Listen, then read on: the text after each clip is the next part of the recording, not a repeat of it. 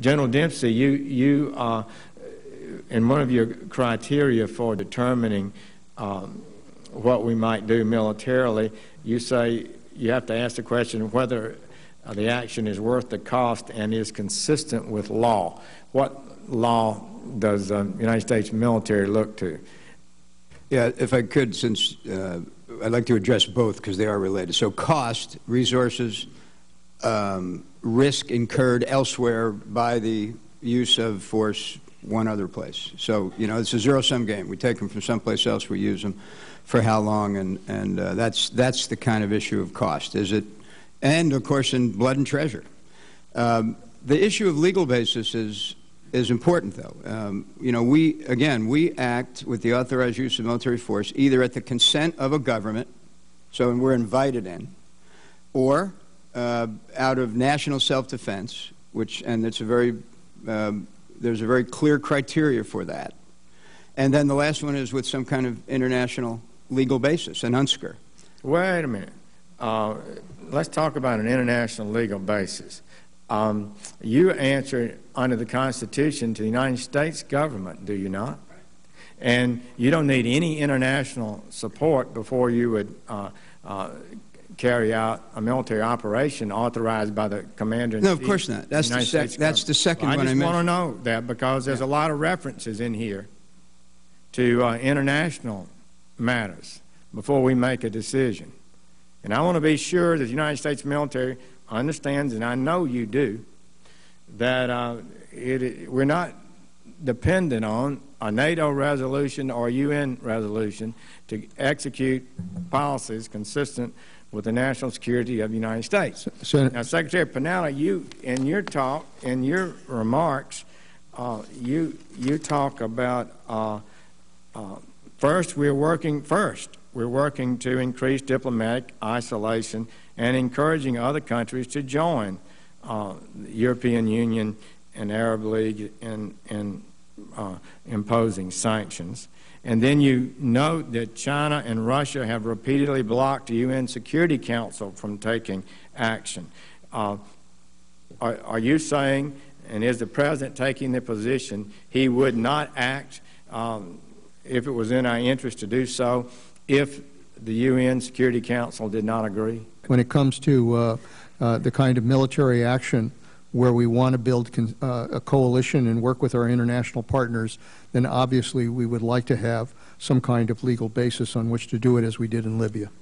Now, some sort of legal basis. We worried about international legal basis, but nobody worried about the fundamental constitutional legal basis that this Congress has over war. We were not asked, stunningly, in direct violation of the War Powers Act, whether or not you believe it's Constitution. It certainly didn't comply with it. We spent our time worrying about the UN, the Arab League, NATO, and too little time, in my opinion, worrying about the elected representatives of the United States. Do you think that you can act without Congress and initiate a no-fly zone in Syria without congressional approval? You know, again, our goal would be to seek international permission, and we would come to the Congress and inform you and determine how best to approach this, whether or not we would want to get permission from the Congress. I think those are issues we would have to discuss as we decide what to do here. Well, I'm almost breathless about that, because what I heard you say is we're going to seek international approval, and then we'll come and tell the Congress what we might do, and we might seek congressional approval. No, well, I want to just say to you, that's a big dish. Wouldn't you agree? You've served in the Congress. Yeah.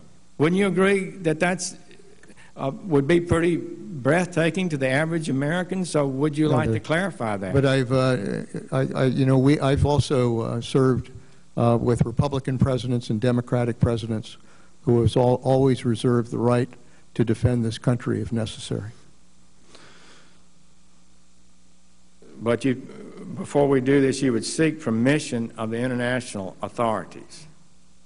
If we're working with an international coalition and we're working with NATO, we would want to be able to get appropriate permissions in order to be able to do that. That's something that all of these countries would want to have some kind of legal basis on which to act. What legal basis are you looking for? What entity? Well, obviously, if NATO made the decision to go in, that would be one. If we developed an international coalition beyond NATO, then obviously some kind of UN security resolution would be the basis for that. Coalition of. So you're saying NATO would give you a legal basis, and an ad hoc coalition of nations would provide a legal basis?